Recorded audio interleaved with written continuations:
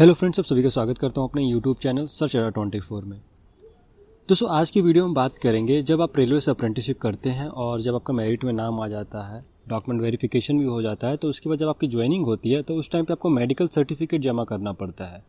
तो medical certificate आप कैसे बनवाते हैं और क्या फॉर्मेट रहता है, इस वीडियो में उसी टॉपिक पर हम बात करने वाले हैं कि आप मेडिकल सर्टिफिकेट है आप कहाँ से बनवा सकते हो और जो फॉर्मेट है आपका वो कहाँ से मिलता है। सारी चीज़ों पर बात करेंगे। इस वीडियो को ध्यान से देखिएगा और जहाँ भी आपको डाउट होता है मुझे कमेंट सेक्शन में बता सकते हो। और अगर अप्रेंटिसशिप से रिलेटेड और भी कोई इन्फॉर्मेशन आपको चाहते हो तो आप प्लीज़ चैनल को सब्सक्राइब कर लीजिए और नीचे दिया गया टेलीग्राम का लिंक है, वहाँ पर ज़रूर ज्वाइन हो जाइएगा। वहाँ पर हम अप्रेंटिसशिप से रिलेटेड काफ़ी इन्फॉर्मेशन शेयर करते हैं। दोस्तों, ये वीडियो काफ़ी इंपॉर्टेंट है रेलवे से जो स्टूडेंट अप्रेंटिसशिप करते हैं उनके लिए। अभी जैसा कि आप सभी को बता दूं, इस साल लगभग 10,000 वैकेंसी आई हुई है रेलवे की। अप्रेंटिसशिप की बात कर रहा हूं मैं यहाँ पर। और ये भी आप जानते हैं कि रेलवे से अप्रेंटिसशिप करने पे 20% का रिजर्वेशन कोटा मिलता है, जो कि ग्रुप डी में काफ़ी हेल्प करता है सिलेक्शन के लिए। तो दोस्तों, ये सब तो बातें आप सभी जानते ही हो कि कितना कोटा होता है और कितनी सीटें आई हैं। फिलहाल अभी हम बात करेंगे कि मेडिकल कैसे बनवाएंगे। तो दोस्तों, ये देखिए मेडिकल का सर्टिफिकेट का फॉर्मेट है और इस फॉर्मेट का लिंक मैं नीचे डिस्क्रिप्शन में भी दे दूंगा, वहाँ से भी आप डायरेक्ट डाउनलोड कर सकते हो। ठीक है, यहाँ पर देखिए लिखा है कि medical fitness certificate for standard of physical fitness for act apprentice training in east central railway. दोस्तों, यहाँ तक तो आपका सभी का सेम होता है पूरे जोन का, बस यहाँ पर ईस्ट सेंट्रल रेलवे लिखा है, यानी ये सिर्फ सेंट्रल रेलवे का फॉर्मेट नहीं है। ठीक है, ये मत सोचिएगा कि ये सेंट्रल रेलवे का ही फॉर्मेट है। यह फॉर्मेट हर जोन में काम आएगा, रेलवे के हर जोन में काम आएगा। यहाँ पर इस सेंट्रल रेलवे का मतलब यह है, ये जो सर्टिफिकेट है ये सर्टिफिकेट हमें इस सेंट्रल रेलवे में सबमिट करना है। ठीक है, ये उनके लिए है। बाकी ये जो सर्टिफिकेट है ये सारे जोनों का सेम होता है, बस आपका यहाँ पर जो जोन है उसका नाम आता है। जिस जोन से आप कर रहे होंगे उस जोन का नाम आएगा। ठीक है, इतनी बात आपको समझ में आ गया होगा दोस्तों। अब यहाँ पर नेम ऑफ कैंडिडेट आता है। ठीक है, आपका नाम आएगा, उसके बाद आपके पिताजी का नाम आएगा, फादर नेम, उसके बाद कैटेगरी, आप किस कैटेगरी से है, जनरल कैटेगरी से हैं, ओबीसी से हैं या कोई और अदर कैटेगरी है आपकी, वो कैटेगरी आप लिखेंगे। उसके बाद डेट ऑफ बर्थ लिखेंगे यहाँ पर। उसके बाद दोस्तों लिखना है आपको ट्रेड, आपका ट्रेड क्या है, यानी जिस ट्रेड से आप अप्रेंटिसशिप कर रहे हो, जैसे कि इलेक्ट्रीशियन, फीटर, मशीनिस्ट, ये हो गया आपका ट्रेड। उसके बाद नेम ऑफ वर्कशॉप और यूनिट। अब आपका वर्कशॉप कौन सा है, किस डिवीजन के अंदर आप आते हो, कौन सा आपका वर्कशॉप है। जैसे अगर मैं नॉर्दर्न रेलवे की बात करूं तो नॉर्दर्न रेलवे में काफ़ी वर्कशॉप आते हैं, लखनऊ डिवीज़न भी आता है आपका, ठीक है, मुरादाबाद डिवीज़न भी आता है। तो इस टाइप के कौन से डिवीज़न में करते हो और कौन सा यूनिट है उसका नाम आना है। ठीक है, उसके बाद आपका परमानेंट आइडेंटिफिकेशन मार्क, आपका आइडेंटिफिकेशन मार्क क्या है। ठीक है, आपके बॉडी पे अपना चेक कीजिएगा कहाँ पर आपका कोई मार्क है, वो अपना मार्क लिखना है। 2 यहाँ पर आइडेंटिफिकेशन मार्क देना है दोस्तों, ध्यान से देखिएगा। उसके बाद रिसेंट पासपोर्ट साइज फ़ोटो चिपकाना है यहाँ पे आपको। ठीक है, यहाँ पर आपका पासपोर्ट साइज फोटो आएगा रिसेंट वाला, और उस फोटो को लगाने के बाद आप अपने जिससे सर्टिफिकेट बनवाएंगे वहाँ से किसी गेजेटेड ऑफिसर से, आप मेडिकल जो ऑफिसर होगा गेजेटेड, उससे उसका स्टैंप भी लगवाएंगे। ठीक है, ये आपका यहाँ पर हो गया, ऊपर की चीज़ें बात होगी। अब हम बात करते हैं स्टैंडर्ड फिजिकल फिटनेस की, क्या क्या फिटनेस होनी चाहिए, आपकी बॉडी फिटनेस कैसी होनी चाहिए। तो अगर पहला पॉइंट बात करें तो पहला पॉइंट में इन्होंने ये बताया कि आपके बॉडी में कोई भी बीमारी नहीं होना चाहिए। ठीक है, जैसे कि टीबी वगैरह हो गया, तो इन सब बीमारी से आपको दूर रहना है, और ये सब बीमारी अगर है आपको तो जल्दी से अपना रिकवर हो जाइए उस बीमारी से, उसके बाद अप्लाई कीजिएगा। उसके बाद इन्होंने बताया कि आपकी हाइट, वेट और चेस्ट कितना होना चाहिए। तो हाइट इन्होंने बताया है कि 137 आपकी होनी चाहिए, ठीक है, सेंटीमीटर, और वेट है आपके 25 किलोग्राम, ये मिनिमम दिया गया है। ठीक है, ये हाईएस्ट मत समझिएगा, ये मिनिमम है, सबसे कम, इससे ज़्यादा होना चाहिए आपके पास। ठीक है, वेट जो है आपका 25 किलोग्राम से ऊपर होना चाहिए। चेस्ट का जो है आपका वो दिया गया 3.8। ठीक है, और बाकी यहाँ पर ऐसा कुछ नहीं दिया है जिसमें आपको घबराने की जरूरत हो। मेडिकल बहुत नॉर्मल होता है, ये मेडिकल आप खुद से ही करवा के ले जाएंगे। ठीक है, और आपका जो नियरेस्ट स्टेट हॉस्पिटल जो होता है, जहाँ पर सीएमओ बैठे रहे होते हैं, जिसे हम बोलते हैं चीफ मेडिकल ऑफिसर, वहाँ से बनवाना है आपको। पहले क्या होता था, रेलवे खुद ही कराता था मेडिकल, बट अब 2-3 सालों से ये फॉर्मेट इन्होंने जारी कर दिया है और बोला है कि अपना खुद से बनवा के ला सकते हो। अगर दोस्तों हम आइज़ की बात करें तो आइज़ का क्या है, इन्होंने बताया है कि बिना चश्मा लगाए आपका नॉर्मल विज़न होना चाहिए। ठीक है, बाकी अगर विज़न आप चेक करना चाहते हो किस विज़न कैटेगरी में आते हो, B1, C1, C2 में,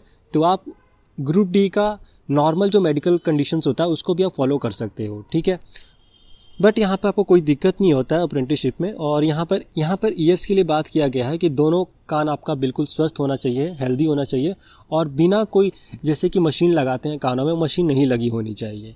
अगर मशीन लगी है तो उसे निकलवाने के बाद आप जांच करवाइए, जो भी रिजल्ट आता है उसके बाद येस और नो में लिखवाइएगा, ठीक है।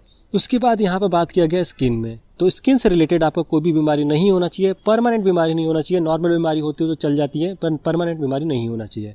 स्पीच की बात की है कि तो आपको परफेक्टली स्पीच होना चाहिए, जो वॉइस है आपका, वोकल है आपका, वो बिल्कुल सही होना चाहिए, ठीक है। और डेफ वाला कंडीशन नहीं होना चाहिए, यानी जैसे हम बोलते हैं गुंगपन नहीं होना चाहिए, और आपका जो स्पीच होना चाहिए क्लियर होना चाहिए, ठीक है। यहाँ पर दोस्तों ये बात हो गया। उसके बाद इन्होंने बात किया एलिमेंट्री सिस्टम्स में आपको बताया गया कि लीवर वगैरह चेक करवाना है आपको, ठीक है, और आपका शुगर कितना है, यूरिन वगैरह ये सब चेक करवाना है आपको, और नॉर्मल टीथ कंडीशन चेक करनी है, आपके दांत वगैरह सब नॉर्मल होना चाहिए। और देखिए इसमें आपको ज़्यादा घबराना नहीं है, मैं बार बार बोल रहा हूँ, घबराना नहीं है, नॉर्मल मेडिकल करवाना है आपको, अपने नज़दीकी CMO ऑफिस जाना है और वहाँ से बनवाना है आपको, ठीक है। उसके बाद रेस्पिरेटरी सिस्टम आपका चेक किया जाएगा, आपको कोई सांस व्यवस्था की बीमारी तो नहीं है, ये सब आपको अस्थमा वगैरह तो नहीं होनी चाहिए आपको, ये सब बीमारी चेक किया जाएगा। नॉर्मली ये बच्चों को नहीं होती है, ठीक है, और इसमें आपको घबराने की जरूरत नहीं है।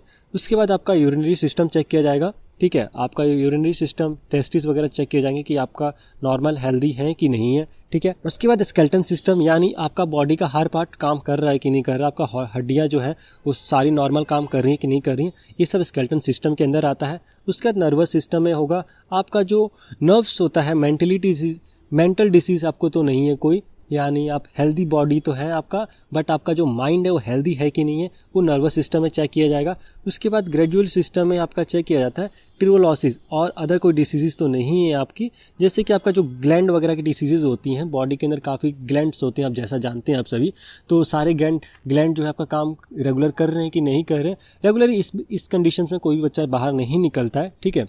और आपको नॉर्मली मेडिकल करवा लेना है अपने जाके स्टेट या आपका सेंट्रल जो भी आपका नज़दीकी हॉस्पिटल है वहाँ पर आपको करवाना है। अब दोस्तों यहाँ पे एक इम्पॉर्टेंट बात बताई गई है कि आपका साइन कौन करेगा आपके सर्टिफिकेट के ऊपर, तो यहाँ बताया कि above medical fitness certificate should be signed by government authorised doctor, जो गवर्नमेंट का ऑथराइज्ड डॉक्टर होगा वही साइन करेगा, not below the rank of assistant surgeon central और स्टेट हॉस्पिटल। देखिए एक सीनियर डॉक्टर होता है और एक असिस्टेंट डॉक्टर होता है और एक स्पेशलिस्ट डॉक्टर होता है, तो आप सीनियर और स्पेशलिस्ट से साइन करवा सकते हो, आप असिस्टेंट से नहीं करवा सकते हो। असिस्टेंट की यहाँ पर वैल्यू नहीं होगी, यहाँ पर आपका सीनियर डॉक्टर चाहिए, HOD चाहिए, MO चाहिए जो मेडिकल ऑफिसर जिसे बोलते हैं, CMO चाहिए जिसे चीफ मेडिकल ऑफिसर बोलते हैं, और सीनियर डॉक्टर जो भी हो आपका, ठीक है, जो गैजेटेड हो उसी से आप सिग्नेचर करवा सकते हैं। उसके बाद सिग्नेचर ऑफ मेडिकल ऑफिसर, यहाँ पर सिग्नेचर चाहिए मेडिकल ऑफिसर का, नेम ऑफ मेडिकल ऑफिसर जिसने साइन किया उसका नाम, उसके बाद रजिस्ट्रेशन नंबर, उसके बाद डेजिग्नेशन, उनका डेजिग्नेशन क्या है, जैसे कि स्पेशलिस्ट है कि सीनियर डॉक्टर है, ठीक है, इस टाइप का। उसके बाद नेम ऑफ सेंट्रल और स्टेट हॉस्पिटल, किस हॉस्पिटल से आपने बनवाया है सर्टिफिकेट उसका नाम, ठीक है। Seal of medical officer signed in the certificate, और यहाँ पर एक सील लगेगी यानी मोहर लगेगी और उनका सिग्नेचर लगेगा, ठीक है। 2 जगह सिग्नेचर और मोहर चाहिए कि यहाँ पर, और एक चाहिए होगा आपको यहाँ पे दोस्तों, ठीक है, यहाँ पर फोटो के साथ। तो ये आप देख लीजिए, ये आपको सर्टिफिकेट बनवा के लेके जाना है। आज जब भी आप ज्वाइन करते हैं रेलवे में अप्रेंटिस एज अ पोस्ट, तो वहाँ पर आपको सबमिट करना पड़ता है ये मेडिकल का सर्टिफिकेट। जैसा कि मैंने आपको बताया यहाँ पर सिर्फ जोन का फ़र्क है, बाकी सब सर्टिफिकेट का फॉर्मेट यही रहता है। जहाँ भी आप जिस जोन से भी करते हैं अप्रेंटिसशिप, वहाँ का सर्टिफिकेट सेम यही होता है। तो आपको ये सेव करके रख लेना, आप जिस जोन में भी जाते हैं उस जोन में ये सर्टिफिकेट वैलिड होगा। बस अपना नाम चेंज कर लीजिएगा, जिस जोन में आप करते हैं उस जोन का नाम आएगा यहाँ पे, बस बाकी सब कुछ सेम रहता है, ठीक है। तो दोस्तों इस वीडियो में इतना है। इस वीडियो से रिलेटेड अगर आपको कोई डाउट है तो आप मुझे कमेंट सेक्शन बता सकते हो, और टेलीग्राम पे भी आप ज्वाइन कर सकते हो, नीचे डिस्क्रिप्शन में लिंक दिया हुआ है। मिलता हूँ नेक्स्ट वीडियो में। जय हिंद, जय भारत।